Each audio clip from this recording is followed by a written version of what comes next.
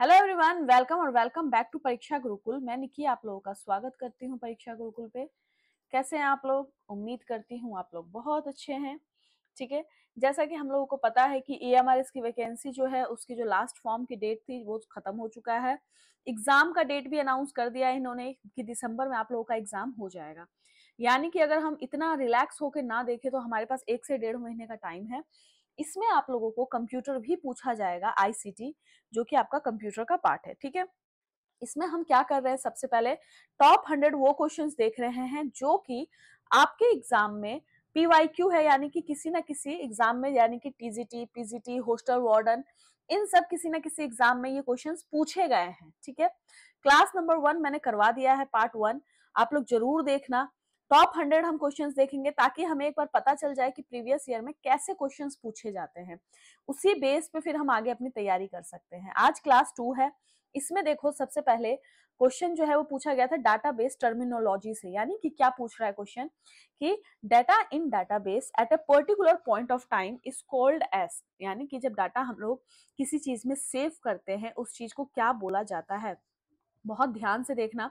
Intention नहीं होता है, इंटेंशन तो आपके इरादे होते हैं, हटा दो। बैकअप एक्सटेंशन बोलते हैं, इसका सही आंसर एक्सटेंशन होता है। एक्सटेंशन का मतलब क्या होता है, जब हम डाटाबेस में कुछ भी डाटा डालते हैं जो कि वर्तमान में प्रेजेंट है, अवेलेबल है, उसको हम एक्सटेंशन के नाम से कहते हैं। यानी कि अगर मेरे पास कोई टेबल है या कुछ भी है, उस टेबल के अंदर जो भी मेरे पास डाटा डाला हुआ है वो सब एक्सटेंशन के नाम से जाना जाएगा।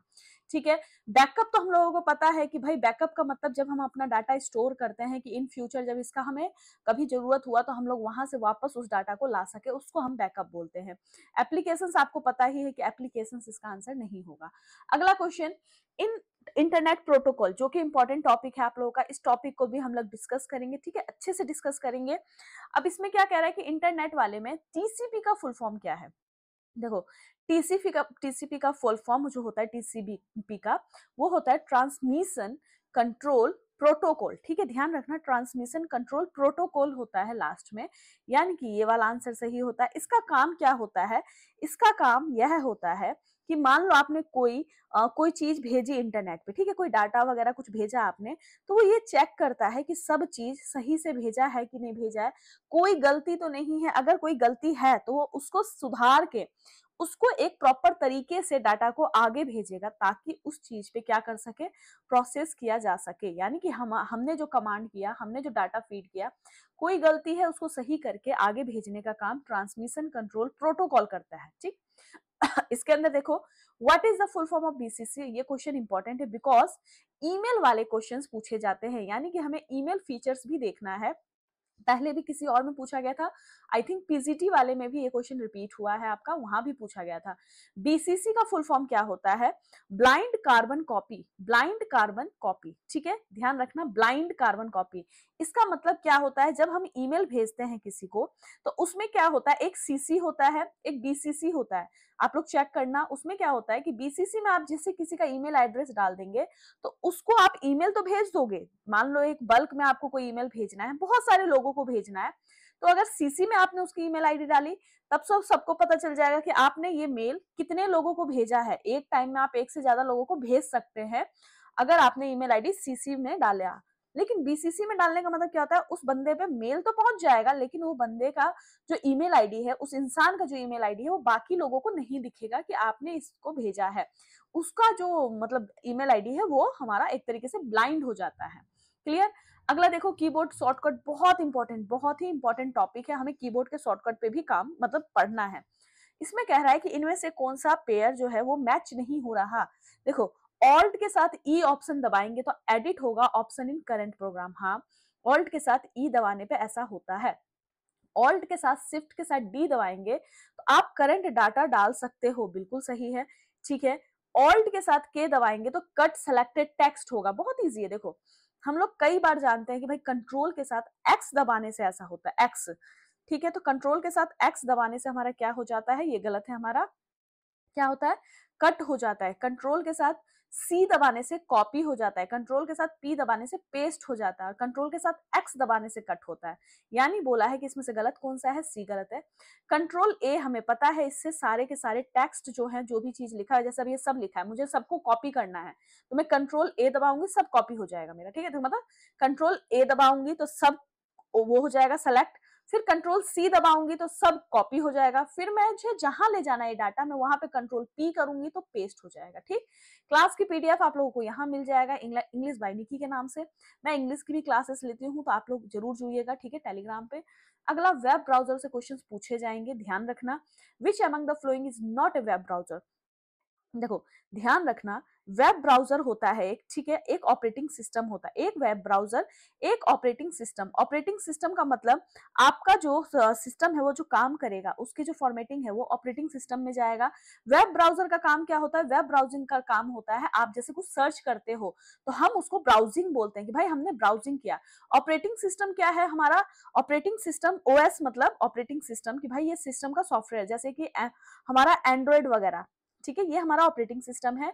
बट अगर हम वेब ब्राउजर की बात करें तो वो हमारा गूगल क्रोम वगैरह हो जाता है, गूगल, एज, फायरफॉक्स, ये सब चीजें हमारी वेब ब्राउजिंग में आती है। तो देखो, क्रोम पे तो आप सर्च करते हो ना, ये नहीं होगा।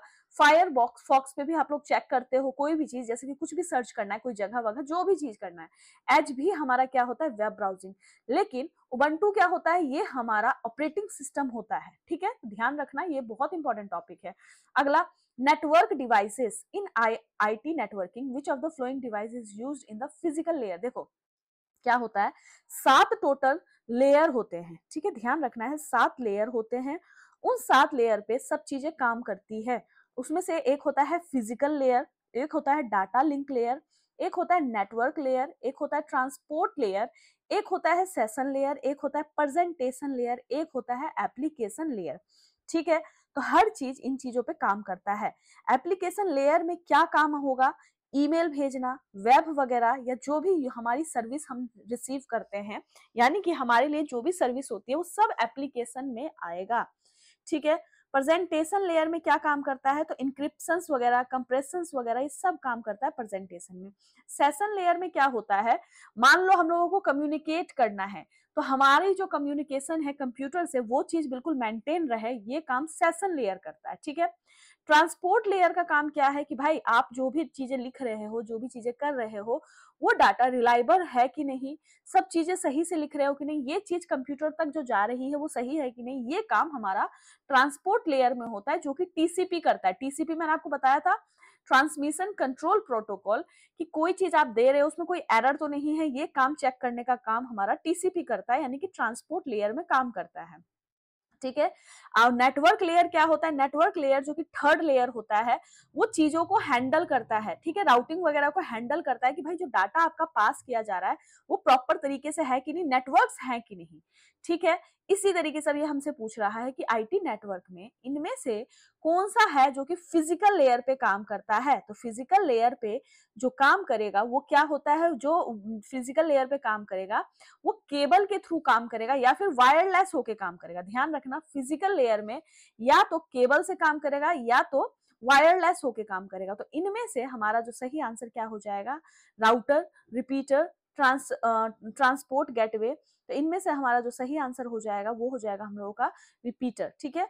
हाँ, यस, इसमें से ये वाला आंसर हो जाएगा हम लोग का। एक सेकंड रुको रुको, इसमें पूछ रहा है फिजिकल लेयर, फिजिकल लेयर जो कि हमारा पहला लेयर होता है, ठीक है। तो फिजिकल लेयर में हमारा जो हो जाएगा वो रिपीटर हो जाता है, ठीक है। हाँ ठीक है, रिपीटर ही होता है। रिपीटर का काम क्या होता है, मान लो कि जैसे वायर से और वायरलेस का काम फिजिकल लेयर पे होता है, वायर और वायरलेस का काम फिजिकल लेयर पे होता है। तो रिपीटर क्या करता है, वो ये चेक करता है कि आगे जो सिग्नल जा रहा है वो स्ट्रांग है कि नहीं है।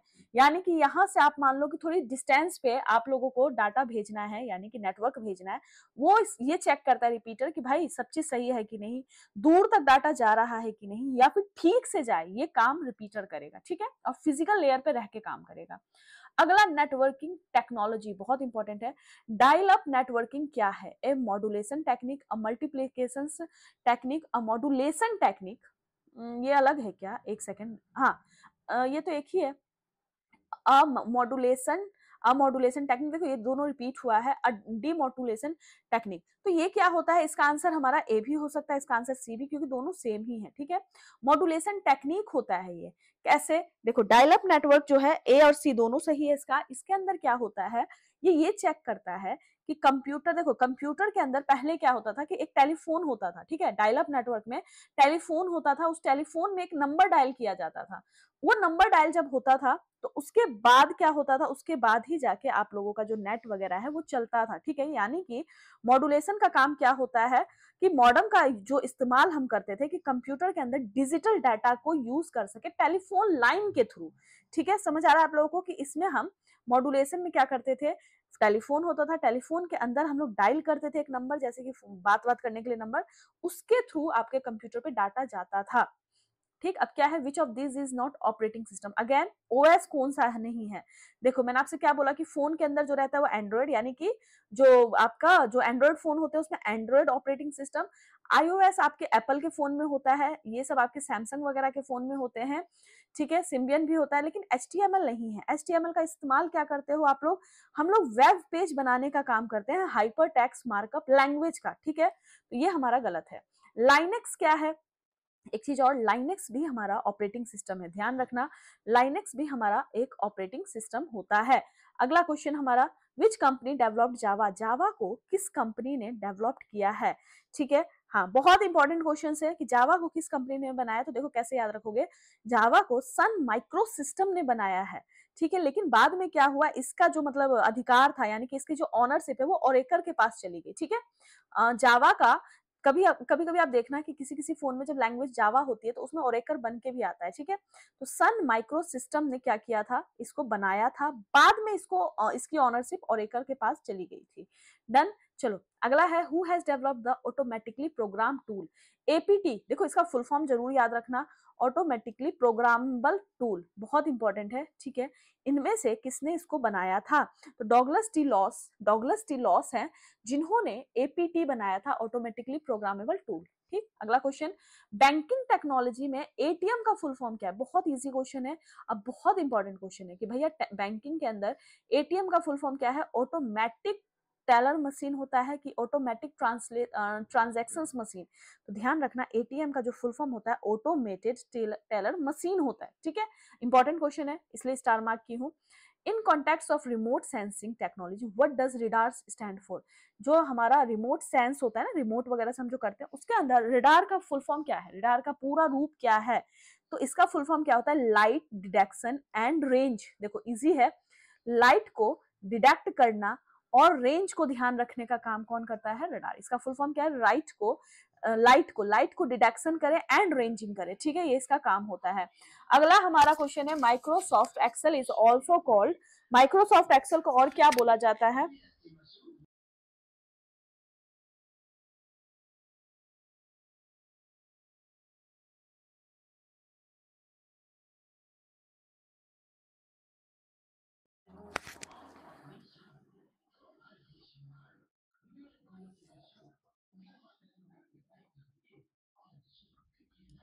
देखो इस क्वेश्चन में क्या है, इस क्वेश्चन में है माइक्रोसॉफ्ट एक्सेल को और क्या बोला जाता है, तो इजी क्वेश्चन है, पहले भी हमने देखा था कि माइक्रोसॉफ्ट एक्सेल को हम स्प्रेडशीट के नाम से जानते हैं, ठीक है। अगला क्वेश्चन क्या है, in domain name what does the expression AU का मतलब क्या होता है, देखो आप डोमेन नेम होता है, ठीक है, डॉट इन जो होता है हमारे इंडिया का होता है, डॉट कॉम जो होता है वो कॉमर्स वगैरह के लिए यूज किया जाता है, यानी कि बिजनेस वगैरह के लिए। एयू का जो फुल फॉर्म होता है वो क्या होता है हमारा, ऑस्ट्रेलिया। एयू देखो अफ्रीकन यूनियन मत कर देना, एयू का होता है ऑस्ट्रेलिया, ठीक है। अगला है हाइपर टैक्स ट्रांसफर प्रोटोकॉल में पी क्या है, देखो फुल फॉर्म क्या है, hyper tax transfer protocol secure, ठीक है। तो पी क्या है, तो हमारा पी है प्रोटोकॉल, ठीक। अगला question, email development, Raymond Samuel टॉमिल्सन is famous for developing which of the flowing, बहुत इजी है, बहुत इंपॉर्टेंट है कि रायमंड सैमुअल टॉमिल्सन ने इनमें से क्या बनाया था, और इनसे रिलेटेड क्वेश्चन सॉरी पूछा ही जाता है कि क्या बनाया, किस चीज का इन्होंने वो किया था, डेवलपमेंट किया था, तो इन्होंने ईमेल का डेवलपमेंट किया था, ठीक है, ईमेल का डेवलपमेंट किया था, @ भी इन्होंने ही बनाया था। अगला क्वेश्चन है, हमारा अगला क्वेश्चन क्या है, DNS is networking term refer to, डीएनएसए जो है वो नेटवर्क का टर्म है, इसका इस्तेमाल क्यों किया जाता है या फुल फॉर्म क्या है? इसका फुल फॉर्म क्या होता है? Domain name system. Domain name system होता है, ये क्या काम करता है? देखो यह क्या करता है, ये वेबसाइट के नाम को आईपी एड्रेस में बदल देता है, मतलब वेबसाइट का जो भी नाम है उसका एक आईपी एड्रेस बना देता है, और वो चीज जो वो आईपी बनाता है वही कंप्यूटर समझता है, ठीक है, ताकि कंप्यूटर समझ सके ये चीज, इसीलिए वो हमारे जो वेबसाइट है उसको आईपी एड्रेस में बदलता है। In the context of computer, worm is acronym of, यानी कि वॉर्म का फुल फॉर्म पूछा गया है, तो देखना राइट वंस रीड मैनी, यानी कि राइट वंस रीड मैनी का मतलब क्या है, इसके अंदर आपने एक बार जो भी चीजें डाल दी, जो भी डाटा आपने डाल दिया, जो भी चीजें आपने लिख ली है, उसको आप बार बार तो पढ़ सकते हैं लेकिन लिखना एक ही बार है, यानी कि राइट वंस का मतलब हमने एक बार लिख दिया, रीड मैनी जितनी बार चाहते हो उतनी बार पढ़ सकते हो, ठीक। अगला, to easily access commonly used commands and tool in a word processor use the dash bar, इनमें से कौन सा ऐसी चीज है जिसको हम इस्तेमाल करते हैं एमएस वर्ड के अंदर, ठीक है, यानी कि इनमें से हम ज्यादातर जिस चीज को यूज करते हैं, मतलब बार बार जिस चीज को हम यूज कर रहे हैं, तो होम कमांड को हम बार बार यूज करते हैं, ठीक है। क्यों हम ऐसा यूज करते हैं? To easily access commonly used command, तो इसके अंदर जो होम होता है, होम के अंदर हमें कट मिलता है, कॉपी मिलता है और फॉन्ट मिलता है, और पैराग्राफ से रिलेटेड जो भी चीजें करते हैं, जो भी चीजें मुझे पैराग्राफ में करना है, वो सारे ऑप्शंस मुझे होम में ही मिलता है, ठीक। यानी कि कॉमनली यूज्ड कमांड्स हमें कहाँ मिलते हैं? तो हमें भैया ये सारी चीजें होम पेज पे, होम वाले बटन में मिलता है, ठीक। अगला कौन सा है हमारा? होम वाले में मिलेगा ऑप्शन सारे, which tag is used to insert a horizontal line on the web page। Previous class में मैंने आपसे बताया था कि HTML में किसी टेक्स्ट को बोल्ड करने के लिए क्या इस्तेमाल किया जाता है, तो मैंने बताया था ये इस्तेमाल करते हो बोल्ड करने के लिए। इसमें कह रहा है अगर आपको हॉरिजॉन्टल लाइन बनाना है तो क्या ये HR यूज किया जाएगा, ठीक है। एक बात और, HTML वेब पेज बनाने के लिए होता है, जैसे कि मैंने गूगल पे कोई चीज खोली, मैंने लिखा कुछ भी, उसके बाद जो चीज मुझे खुल के दिखती है ना, जो बन के आती है, जो भी चीजें जिसमें सब कुछ लिखा हुआ रहता है, वही HTML के कोडिंग में बनाया जाता है, ठीक है। तो HTML हमारा क्या है? वेब पेज बनाने के लिए इस्तेमाल किया जाता है, ठीक। ये जो HR BR ये सब चीजें जो होती है, ये सब इसके अंदर कोडिंग होती है कि मुझे ये टेक्स्ट क्या करना है? बोल्ड करना है, इस तरीके से वो कमांड इस्तेमाल किया जाता है। क्या है? क्लाउड कंप्यूटिंग बहुत इंपॉर्टेंट है, प्रीवियस क्वेश्चन में, प्रीवियस वीडियो में भी मैंने बताया था। क्लाउड कंप्यूटिंग का मतलब क्या पूछ रहा है यहाँ पे? Dash is type of computing that perform computation storage. देखो स्टोरेज जैसे ही आ जाए, even application as a service across a network, जैसे आ जाए कि आप कोई चीज स्टोर कर रहे हो, ठीक है, किसी चीज को स्टोर कर रहे हो, तो उसमें क्लाउड कंप्यूटिंग का वर्ड इस्तेमाल किया जाएगा, ठीक है। क्लाउड कंप्यूटिंग में हम क्या करते हैं? ये एक तरीके से स्टोरेज सॉफ्टवेयर होता है, ठीक है, जो कि इंटरनेट पे आपको मिलेगा, जिसमें आप कोई चीज स्टोर कर सकते हो, जैसे कि गूगल ड्राइव, ठीक है। गूगल ड्राइव पे हम कोई चीज स्टोर कर सकते हैं, तो उसको क्लाउड कंप्यूटिंग कहा जाता है। In which communication mode data can be transmitted in both direction at the same time, यानी कि देखो क्या होता है, टोटल 3 तरीके के होते हैं, एक होता है सिंप्लेक्स, एक तो होता है फुल डुप्लेक्स, एक होता है हाफ डुप्लेक्स। क्या होता है? जब आप लोग सिंप्लेक्स की बात कर रहे हो कि भाई सिंप्लेक्स की बात, तो हम वन वे कम्युनिकेशन करते हैं, जैसे कि आपका वन वे में क्या हो जाएगा? कीबोर्ड, ठीक है। कीबोर्ड पे मैं लिख रही हूं, जब तक मैं लिख रही हूं, जब तक मैं पूरा लिख ना दूं, तब तक मेरे स्क्रीन पे कुछ नहीं दिखाई देगा, मतलब कुछ नहीं दिखाई देने का मतलब कि मैं लिख रही हूं और वहां से कोई चीज दिखे जा रहा है, ऐसा नहीं होता है। तो हमारा जो कीबोर्ड है वो सिंप्लेक्स में जाता है। एक सेकंड, फुल डुप्लेक्स के अंदर क्या आता है? फुल डुप्लेक्स के अंदर आता है टू वे कम्युनिकेशन, ठीक है। टू वे कम्युनिकेशन का मतलब सेम टाइम पे दोनों कर रहे हैं, ठीक है, सेम टाइम, जैसे कि फोन, टेलीफोन, ठीक है, जैसे कि टेलीफोन पे मैं कुछ बोल रही हूँ, वो कुछ बोल रहा है, ऐसा हो सकता है कि दोनों बोले जा रहे हैं, तो ये हो गया हमारा फुल डुप्लेक्स के अंदर, ठीक है। इसका आंसर भी हो जाएगा, क्योंकि ये कह रहा है in which mode data can be transmit in both direction, ठीक है, एक समय में, तो हमारा आंसर फुल डुप्लेक्स होगा। हाफ डुप्लेक्स फिर क्या होता है? ये नहीं होता है, ठीक है। हाफ डुप्लेक्स में क्या होता है? एक बार में, देखो होता तो ये भी टू वे है, लेकिन क्या होता है? One at a time. इसका मतलब देखो क्या होता है? वन वे का मतलब जब तक एक काम ना कर दे दूसरा कोई काम नहीं कर सकता है। टू वे का मतलब दोनों सेम टाइम पे काम कर सकते हैं, मैं भी बोले जा रही हूँ, सामने वाला भी बोले जा रहा है, तो it can be possible. But two way में क्या हो जाएगा, सॉरी इसमें हाफ डुप्लेक्स में क्या हो जाएगा, हाफ डुप्लेक्स में वन एट अ टाइम होगा, ठीक है, वन एट अ टाइम। तो याद रखना आप लोग कि वन एट अ टाइम वाला हमारा हाफ डुप्लेक्स में जाता है। तो आंसर हो गया इसका लाइनेक्स मास्कोट। इसका जो होता है कि इसका मैस्कॉट कौन सा है, लाइनेक्स ऑपरेटिंग सिस्टम का। तो आप लोग को याद रखना है कि पेंगुइन इसका होता है, ठीक है, चेक कर लेना। ये जब सॉफ्टवेयर डलता है किसी चीज के अंदर तो पेंगुइन बन के आता है, ठीक। अगला कंपाइलर एरर। कंपाइलर एरर में क्या है, हमारा कंपाइलर एरर के अंदर लिखा हुआ है, हाँ, कार्टून बन के आता है, पेंगुइन का एक कार्टून बन के आएगा, ठीक है। और ये यहाँ पे क्या पूछ रहा है, which of the following errors are identified by the compiler. Compiler इसमें से कौन से एरर को पहचानता है, तो देखो कंपाइलर जो होता है वो हमारे लैंग्वेज एरर को पहचानता है, ठीक है, ध्यान रखना। लॉजिकल एरर होता ही नहीं, हार्डवेयर एरर्स को कंपाइलर नहीं देखता, इमेज एरर को भी नहीं। लैंग्वेज एरर जो होता है हमारा, वो देखने का काम कंपाइलर करता है कि भाई कोई प्रोग्रामिंग जैसे लिखी गई है, कि कंप्यूटर में कोई प्रोग्रामिंग लिखी जाती है, उसके अंदर कोई स्पेलिंग तो गलत नहीं है ना, स्पेलिंग वगैरह का गलत देखने का काम कंपाइलर करता है। अगला विच of the following statement is true. इनमें से कौन सा स्टेटमेंट जो है आपका ट्रू है, ठीक है। प्राइमरी की इज ऑल्सो ए कैंडिडेट की, each relations has at least one foreign key, foreign keys can't have null value, a primary key is also an alternative की। तो इनमें से ट्रू कौन सा है, तो इनमें से ये वाला ट्रू है। एक जो प्राइमरी की होता है उसको हम कैंडिडेट की भी बोलते हैं, ठीक है, क्योंकि ये यूनिक होती है, ठीक। कैंडिडेट की जो होती है वो यूनिक होती है, प्राइमरी की जो होती है वो मैन होती है, तो इसको हम कैंडिडेट की बोलते हैं, ठीक। तो आज हम लोगों ने जितने भी क्वेश्चंस देखे हैं इस सारे क्वेश्चंस की जो पीडीएफ हो यहाँ मिल जाएगी आप लोगों को, तो आप लोग एक्सेस कर सकते हो।